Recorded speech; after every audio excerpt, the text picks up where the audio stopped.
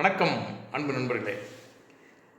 ஆயுள் காப்பீடு என்பது இன்டான்ஜிபிள்னு சொல்லுவாங்க. அதாவது கண்ணில் பார்க்க முடியாத ஒரு விஷயத்தை கன்வே பண்ணுறது எப்படி பண்ணலாம், ஒரு கஸ்டமர்கிட்ட ஆயுள் காப்பீடை பற்றி புரிய வைப்பது எப்படி என்பது ஒரு பெரிய ஒரு சேலஞ்சிங்கான கேள்வி.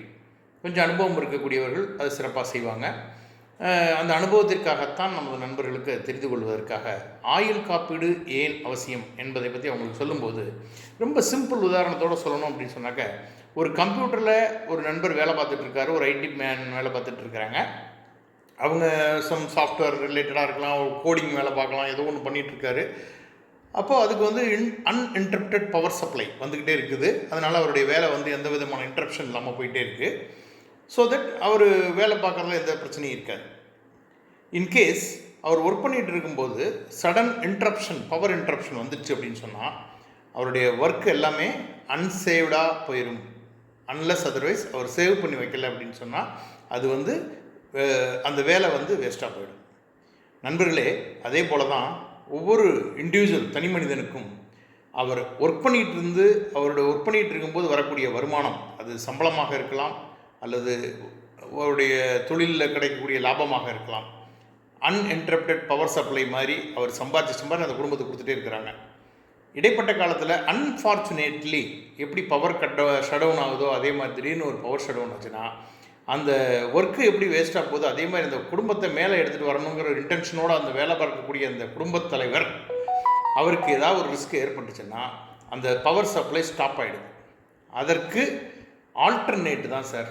ஒரு யூபிஎஸ் எப்படி ஒரு சிஸ்டமில் ஒரு யூபிஎஸ்ஸை அதில் கனெக்ட் பண்ணிட்டாங்கன்னா இந்த அன்இன்டரப்டட் பவர் சப்ளை திடீர்னு ஸ்டாப் ஆகும்போது அந்த யூபிஎஸ் ஒரு சின்ன பேக்கப் கொடுக்கும்.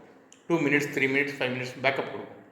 அதுபோல தான் நண்பர்களே, இந்த இன்சூரன்ஸ் பாலிசியை ஒருத்தர் எடுத்திருந்தார் அப்படின்னு சொன்னால், லைஃப் இன்சூரன்ஸ் பாலிசி எடுத்திருந்தார் அப்படின்னா, இந்த இடைப்பட்ட காலத்தில் அவருக்கு ஒரு ரிஸ்க் ஏற்படும் பொழுது அந்த இன்சூரன்ஸ் தொகையானது கண்டிப்பாக அந்த குடும்பத்துக்கு ஒரு பேக்கப். எப்படி அவர் ஒர்க் பண்ணதை சேவ் பண்ணி முடித்து அவர் ஷட் டவுன் பண்ணி வெளியில் வர முடியுமோ அதுபோல் அந்த குடும்பத்தினர் அந்த இழப்பிலிருந்து ஈடுகட்டி மேலே வர்றதுக்கு நிச்சயமாக அந்த ஆயுள் காப்பீடு உபயோகரமாக இருக்கும். சரி, இதுபோல் சின்ன தொகையாக இருந்தால் அது அந்த 10 நிமிஷம் பேக்கப் மாதிரி. இது வீட்டில் எல்லாம் யூபிஎஸ் போடுவாங்க. அது மாதிரி பண்ணும்போது என்னன்னு கேட்டிங்கன்னா இன்னும் கொஞ்சம் பவர் சப்ளை கூட கிடைக்கும். அவர் அன்இன்டரப்டடாக வேலையும் பார்ப்பார், ஃபேன் ஓடும், லைட் எரியும், எல்லாமே பண்ணலாம். குடும்பம் எந்த சூழ்நிலையிலும் எதுவுமே பாதிக்கக்கூடாது அப்படின்ற அளவுக்கு ஒருத்தர் நினைச்சாங்க அப்படின்னா அவங்க என்ன பண்ணுவாங்க, ஒரு அன்இன்டரப்டட் ஒரு ஜெனரேட்டர், பவர் ஜெனரேட்டர் வச்சுருப்பாங்க. பவர் சப்ளை ஸ்டாப் ஆச்சுன்னா ஆட்டோமேட்டிக்காக ஏசி முதற்கொண்டு எல்லாமே ஓடும்.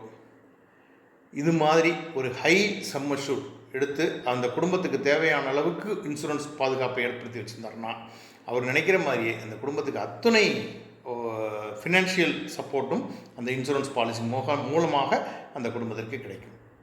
நண்பர்களே, அப்படி ஒரு கால்குலேஷன் நம்ம பண்ணணும்னா ஹியூமன் லைஃப் வேல்யூ என்ற ஒரு கால்குலேஷனை போட்டு அவருடைய இன்கம் எவ்வளவு, குடும்பத்துக்கு எவ்வளோ செலவு பண்ணுறார் அப்படிங்கிறத அடிப்படையாக வைத்து நிச்சயமாக ஒரு நல்ல கணக்கிட்டு காமிக்கலாம்.